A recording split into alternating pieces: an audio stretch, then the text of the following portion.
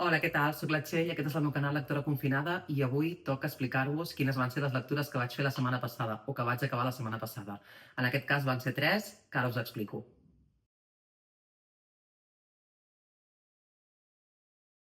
El primer llibre que vaig acabar la setmana passada va ser una col·laboració, un llibre que havia demanat jo, que em feia molta il·lusió llegir, però que en el moment que el vaig rebre ja vaig veure alguna ressenya i ja vaig saber que potser no era el que m'imaginava. He trigat bastant a llegir-lo, he de dir que el vaig rebre crec que al març, no me'n recordo exactament, crec que va ser el mes de març, i he esperat a llegir-lo per les vacances perquè, com veieu, és un llibre bastant llarg, són 600 pàgines, i es tracta de El albatros negro, de Maria Orunya. Hi ha l'edició en català, editat per Rosa dels Vents, que es diu L'albatros negre.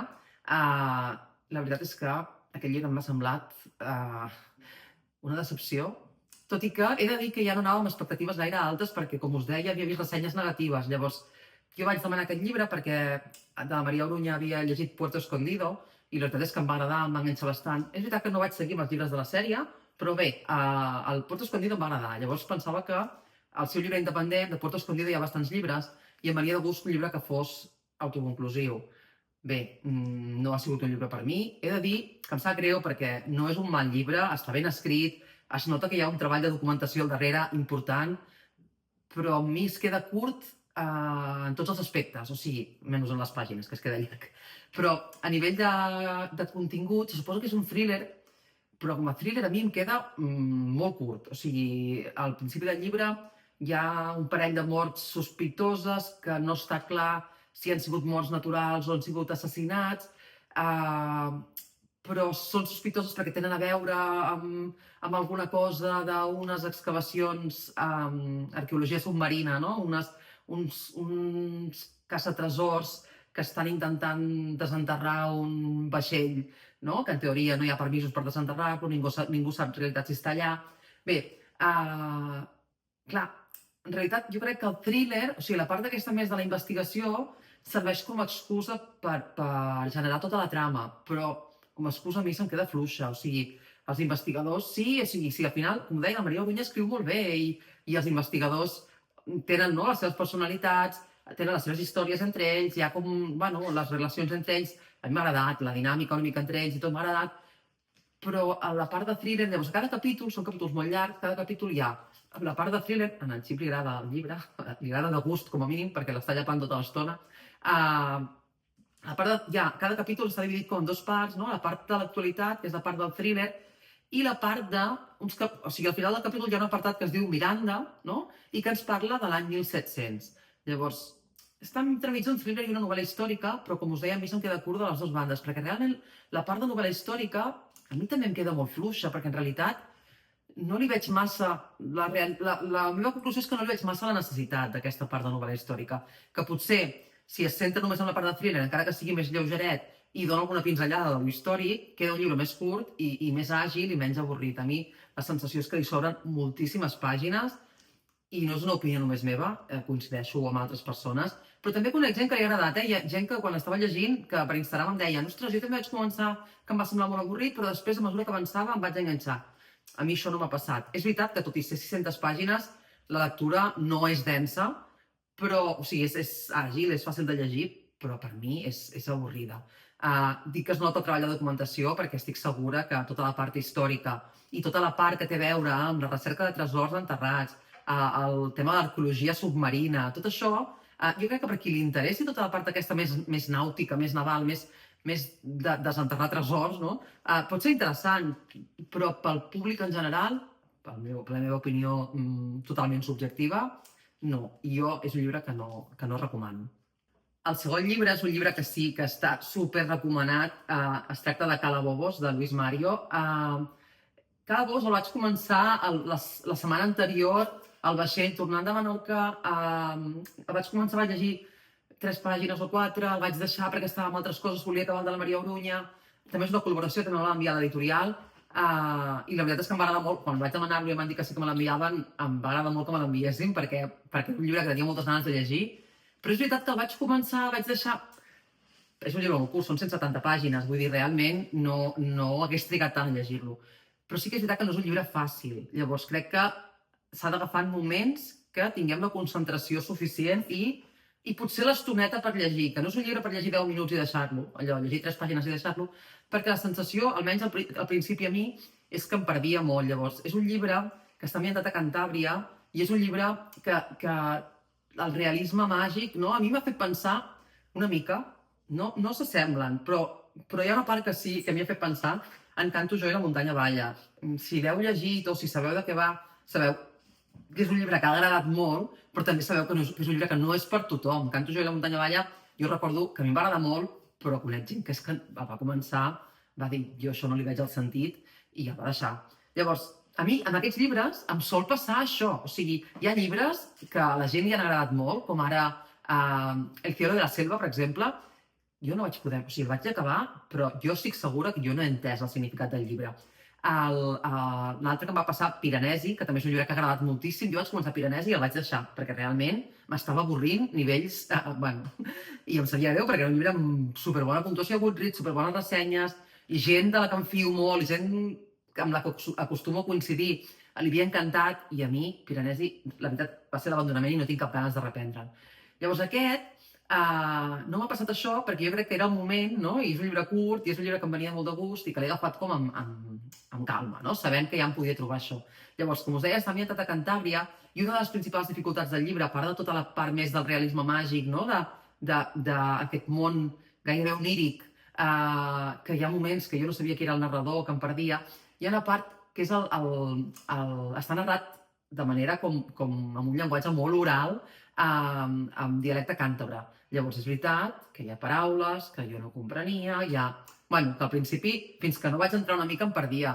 Llavors, és veritat que hi ha tota una sèrie de situacions molt dures que es narren en el llibre, que realment, com estan explicades d'aquesta manera, això també em fa pensar, no?, en Canto jo i la muntanya balla, està narrat d'aquesta manera, com tan modo conte, llegenda, que no, potser no semblen tan dures, però si agafem el context, el to, no? És com una novel·la molt fosca. Calabobos és una pluja, no? És el nom d'una pluja a Cantàbria, d'aquesta que et va com mullant, et va calant i sense que te n'adonis, no? Gairebé. Llavors, realment, aquell llibre passa una mica això, no? És un llibre que hi vas entrant a poc, però no te n'adones i ja hi ets a dins i realment és dels que remou, dels que deixa...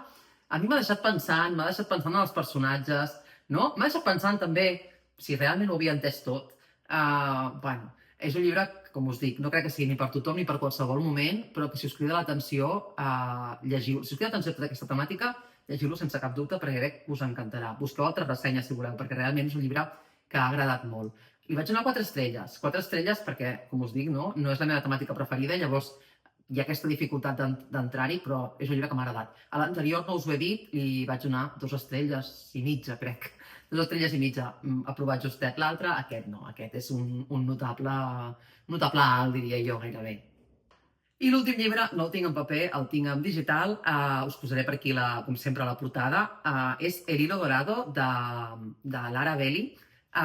És un llibre que vaig agafar amb la subscripció de Kindle Unlimited, que és un llibre que jo crec que si no hagués sigut perquè el vaig veure recomanat per la Lu, de Luis Sus Libros, no m'hagués cridat l'atenció, perquè, bueno, és un llibre autopublicat. Jo realment el vaig agafar la subscripció aquesta del Kindle Unlimited sense saber-ho, vaig agafar-lo perquè havies la recomanació, estava al Kindle Unlimited gratis, tal, i vaig descarregar-me'l, no? I en aquests dies de vacances vaig dir, va, el llegiré perquè, bueno, la Lu li va donar 5 estrelles i per mi això ja és un criteri bastant fiable perquè solem coincidir bastant amb gustos.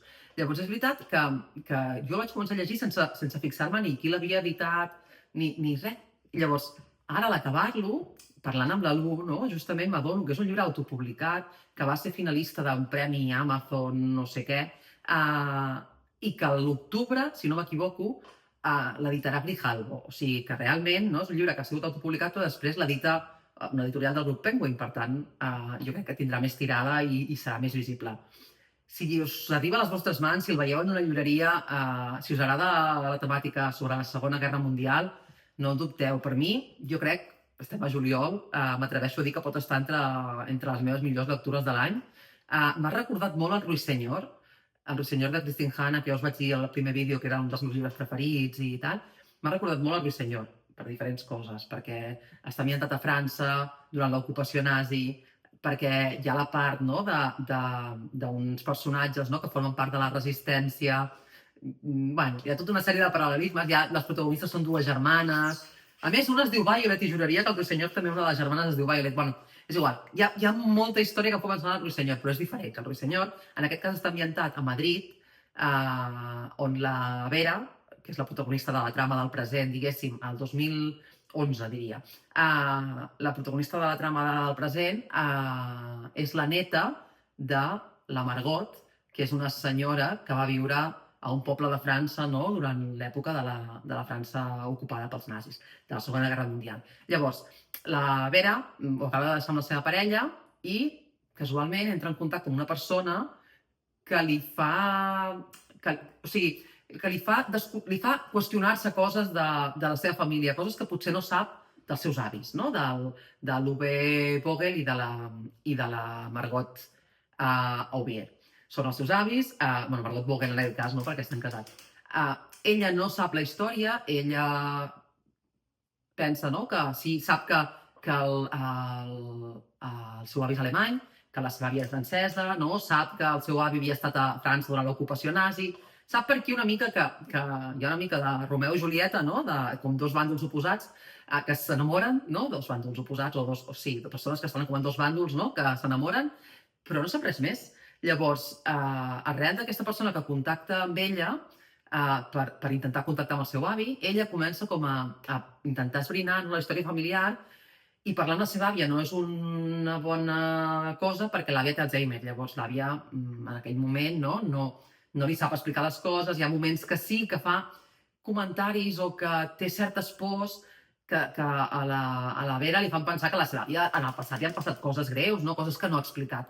Però no sabem res més. Llavors, es van entrellaçant els capítols del present i del passat i d'aquesta manera, no?, diferents testimonis ens van explicant una mica la història de les dues germanes, no?, de la Margot i de la Violet. Llavors, m'ha semblat una història preciosa, superben escrita, amb girs d'aquests que no t'esperes, amb coses que potser sí que m'esperava ja des de mitja novel·la, però, bueno, no, per res em sembla que sigui una novel·la previsible, simplement que hi ha cosetes que potser ja, bueno, te les imagines, però penso que segurament l'autora ja fa perquè te les imaginis. No crec que sigui una cosa que és com massa evident sense voler. No, jo penso que és una cosa que està feta expressament perquè comencem a sospitar certes coses. Llavors, m'ha semblat superben escrita, m'ha semblat, com us deia, preciosa. Són unes 400 i pico pàgines, no és molt llarg, tampoc és una novel·la curta, però no és molt llarga.